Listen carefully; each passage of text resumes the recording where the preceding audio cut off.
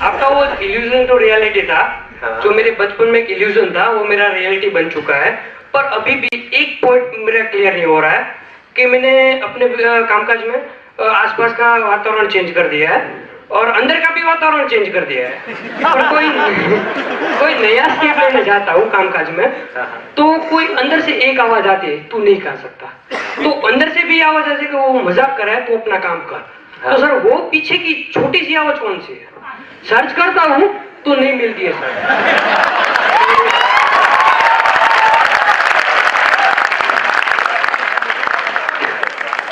अंदर से आवाज कौन सी आती है? किसकी आती है? कौन है वो?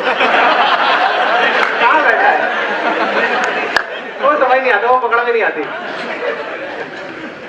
अभी मैं पकड़वाता हूँ।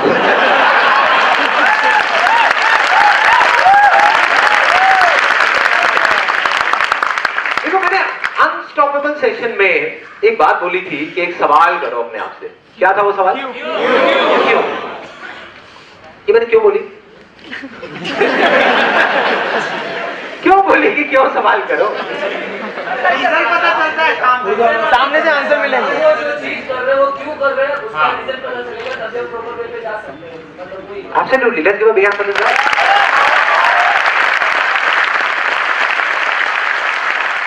जब भी आप कुछ भी करने से पहले अपने आप से क्यों पूछते हो, तो आपको पता लग जाता है कि मेरा उस काम को करने का पर्पस क्या है, मकसद क्या है। सपोजिंगली आप एक बार यहां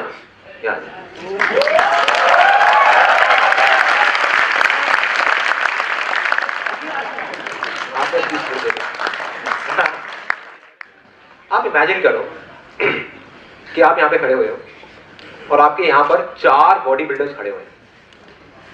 4 बॉडी बिल्डर्स खड़े हुए हैं, मतलब पहलवान टाइप के, बिल्कुल कान तोड़ देते, कान टूटे हुए होते हैं उनके पहलवान हो गए वैसे। उस टाइप के यहाँ पे 4 पहलवान खड़े हुए हैं लंगोट वंगोट पहन के, और आपको उनसे लड़ना है। ये आपका गोल है।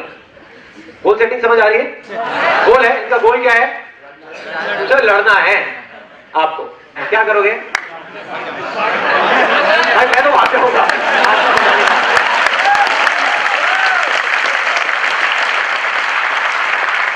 वो सेट करते रहो, मुझे ये काम करना है, मुझे वो काम करना है, मुझे ये चीज चाहिए, मुझे वो चीज चाहिए। क्यों चाहिए? पता ही नहीं, पूछता ही नहीं है कोई। कर दिया गोल सेटिंग, उसके बाद में भैया करने के लिए आपको एक्शन लेना पड़ेगा। एक्शन लेने के लिए इमोशंस होने चाहिए।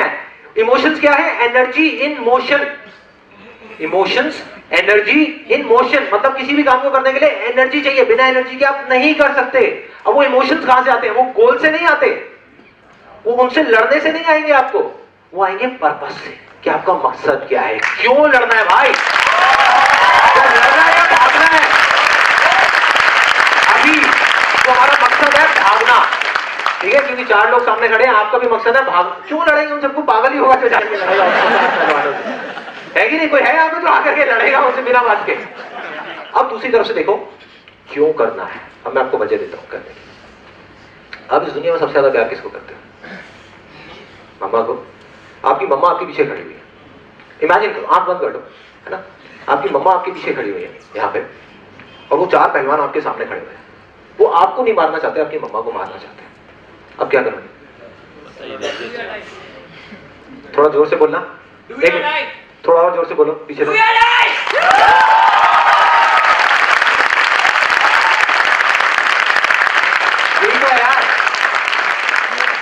इसमें क्यों पूछना है कि पीछे कोई इमोशन है भी या खोखला है? समझ गए? मतलब एक जो ट्रेन है उसमें डब्बे तो बहुत सारे हैं, कोई इंजन भी लगा हुआ है नहीं लगा हुआ, या हम उसमें डब्बों में बैठ करके खुश हो रहे हैं, वहां जाएंगे वहां जाएंगे वहां जाएंगे।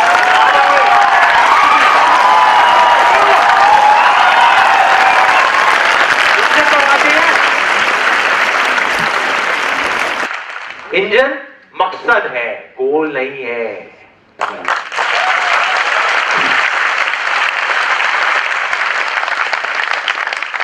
छोटा सा कन्फेशन है मैं यहाँ पे करना चाहूंगा।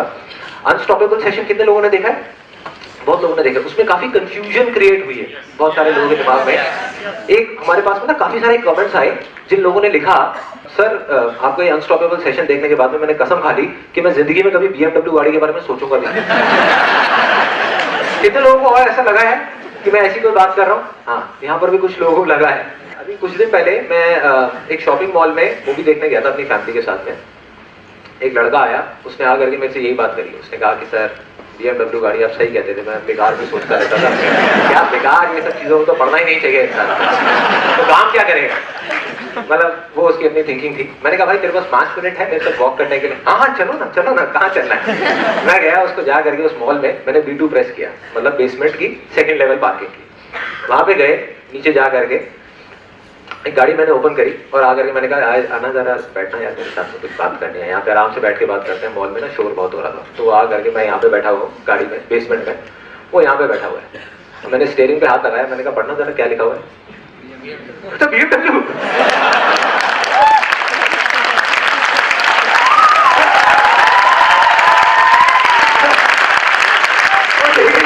मेरी जगह देगा तो सर, लेकिन आपने तो मना किया था। मैंने आपकी है, मैंने कहा नहीं पड़ोसी से मांग के लाया हो। मेरा पड़ोसी बहुत अमीर है। मैंने कहा ऑफ कोर्स मेरी है यार, अगर मैं तेरे को ला करके यहाँ पे बिठा रहा हूँ। मैंने ये कब कहा कि गाड़ी मत खरीदो, मैंने ये कब कहा कि मटेरियलिस्टिक चीजें आपको नहीं मिलेंगी।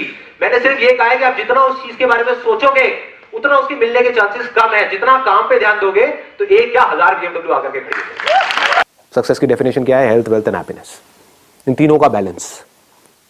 हाँ बताइए। जैसे मैं क्रिएटिव फील्ड से हूँ, फैशन डिजाइनर हूँ, बट हमारी फील्ड में भी मैकेनिकल ही चलना पड़ता है।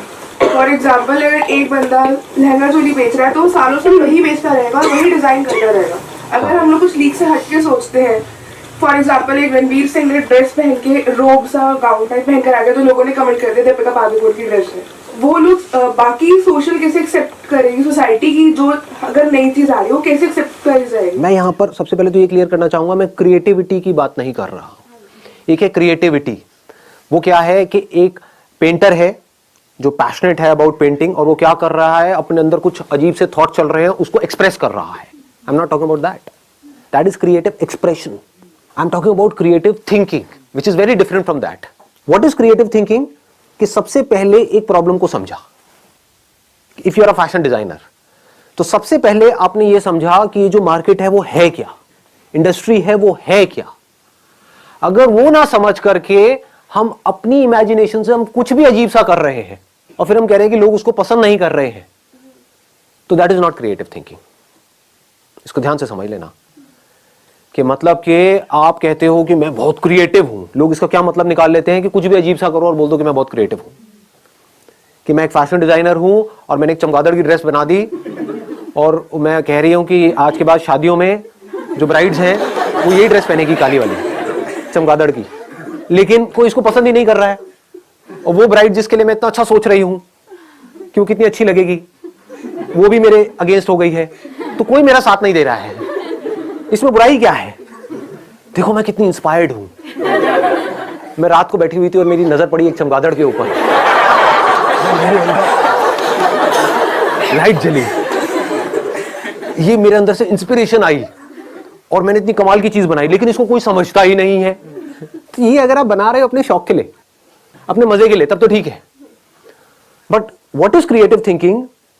To find out the solution to a problem, to an existent problem. Creative thinking का मतलब ये नहीं कि कुछ नया करना है, तो नजर अलग चाहिए और दुनिया से नजर अलग चाहिए। सिर्फ नजर का खेल है। थिंकिंग मीन्स क्या? नजर ही तो है। किसी की नजर कहीं पर है, किसी की नजर कहीं पर है। जिसकी नजर जहां पर है उससे रिलेटेड उसके अंदर थॉट्स आते हैं, उससे रिलेटेड एक्शंस होते हैं। किसी की नजर कहीं और है तो उससे रिलेटेड थॉट्स आते हैं, तो वो थॉट्स ही ऐसे हैं, वो नजर ही ऐसी गलत जगह पर है कि उससे रिलेटेड गलत ही थॉट्स आने हैं और बंदा नीचे ही धसेगा। अगर नजर सही जगह पर है तो थॉट्स भी सही आने हैं और वो ऊपर उठेगा ही उठेगा। उसको दुनिया की कोई ताकत रोक ही नहीं सकती। समझ गए? तो अब देखो क्या होता है कि पहिए भी बन चुके थे हजारों साल पहले और ये बैग्स भी थे। एक बंदे ने दिमाग लगाया कि लोग हैं वो भारी भारी बैग्स उठा उठा करके जा रहे हैं, जिसकी वजह से उनकी कमर में दर्द हो रहा है। तो गाड़ी के जो पहिए थे उसको थोड़ा सा छोटा किया और बैग के नीचे लगा दिया और वो बंदा करोड़पति बन गया। ऐसे समझना होता है चीजों को।